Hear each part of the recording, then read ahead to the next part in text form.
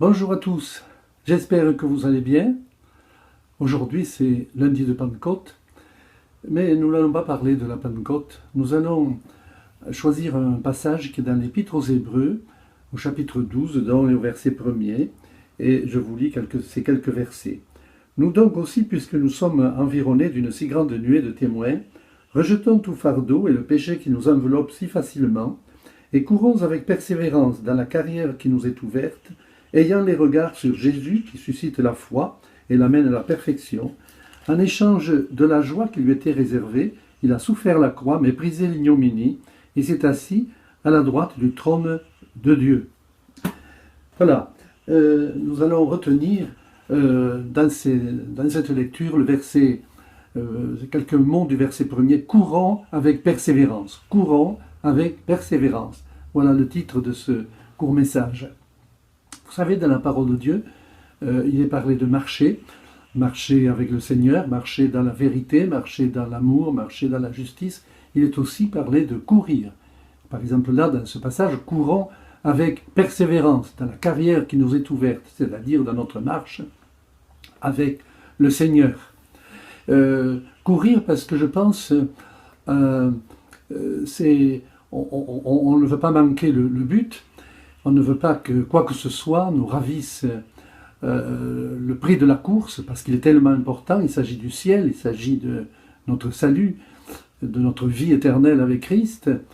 Et courir, je pense à une image de détermination, de volonté plus grande que dans le mot marcher. Courons avec persévérance. Oui, avec persévérance et patience. Parce que il y a des courses qui sont très courtes, 60 mètres, 100 mètres, 200 mètres, c'est court. Par contre, il y en a d'autres qui sont beaucoup plus longues, comme le marathon, plusieurs dizaines de kilomètres. Et notre vie chrétienne, c'est la même chose. Elle est parfois très longue. Très longue, 60 ans, des fois même 80 ans de marche avec Christ. Vous savez, dans ce cas, ce n'est pas une petite promenade dans la campagne, mais c'est plutôt un long fleuve, pas toujours tranquille. Mais donc il faudra de la patience, il faudra de la persévérance, et il ne faudra que rien ne vienne nous distraire, il faudra que rien ne vienne nous détourner du but à atteindre, parce qu'il est tellement important, ni les épreuves, ni les obstacles, ni les inconvénients. Il nous faut parfois de la patience, il faudra de la patience et de la persévérance. Mon pasteur disait, nous sommes des chrétiens pentecôtistes, mais nous sommes aussi des chrétiens jusqu'au-boutistes. Et tout simplement, ça voulait dire que dans la vie chrétienne, il faut persévérer, il faut courir vers le but. Vous savez, dans la vie chrétienne, dans la course, le départ est très important. Si on rate, les coureurs qui ratent le départ, ben, ils ont bien moins de chances de gagner le prix. Et nous, c'est pareil. Il ne faut pas manquer le départ. Il faut, afin de nous engager dans cette course avec le Seigneur, il faut faire une expérience avec Jésus, avec le Seigneur.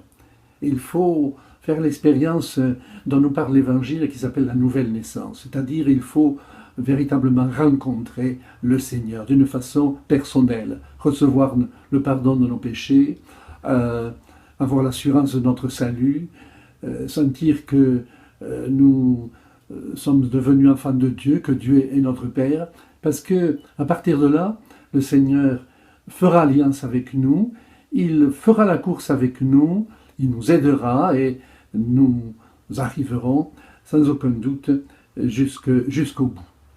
Vous savez, la forme physique du coureur est importante. Par exemple, il ne faut pas qu'il fasse des excès. Et pour nous, c'est pareil. Il faut entretenir notre forme spirituelle. Et il faut absolument veiller à ne pas baisser de niveau, veiller à ce que le Saint-Esprit ne baisse pas de niveau dans notre lampe. Il faut veiller à ce que le zèle, nous le conservions tout au long de la course, ça nous demande tout simplement de la vigilance. On peut dire aussi que le coureur, il faut veiller il doit entretenir son souffle, c'est capital, son souffle. Il doit entretenir son rythme cardiaque pour tenir pour tenir le coup.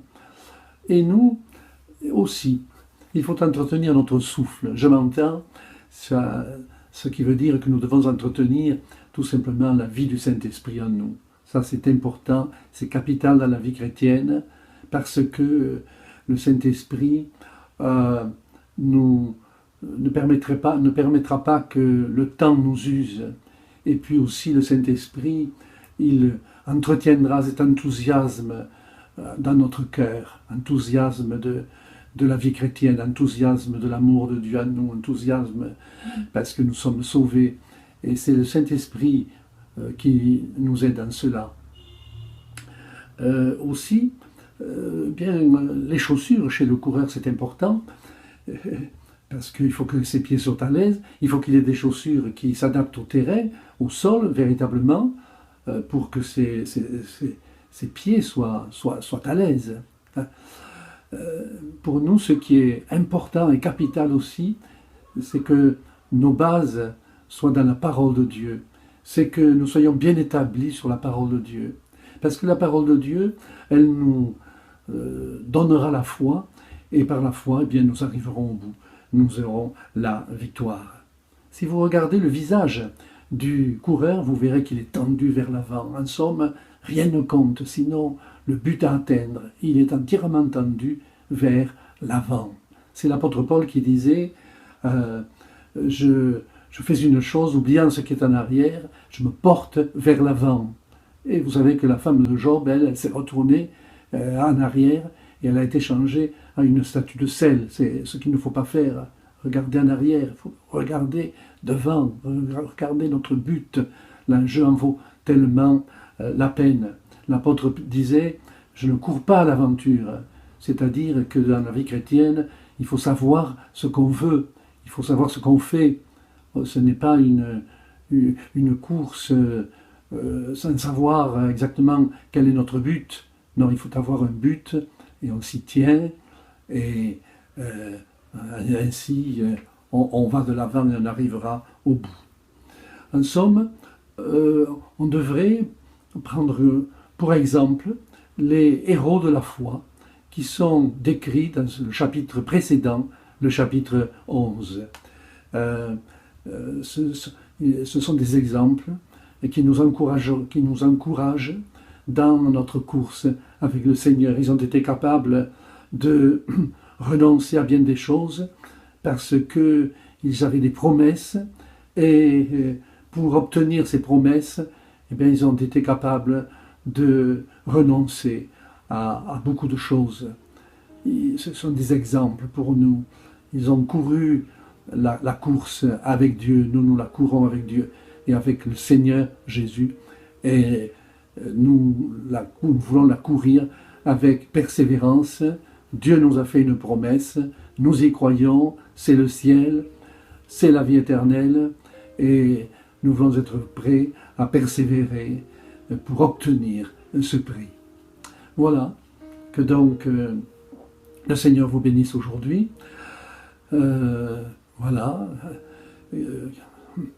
ayez une bonne journée, et puis nous nous disons à bientôt dans notre Église. Voilà, quelle joie de se retrouver dans la communion fraternelle. En attendant, regardons au Seigneur et continuons notre course avec lui. Que Dieu vous bénisse. Au revoir.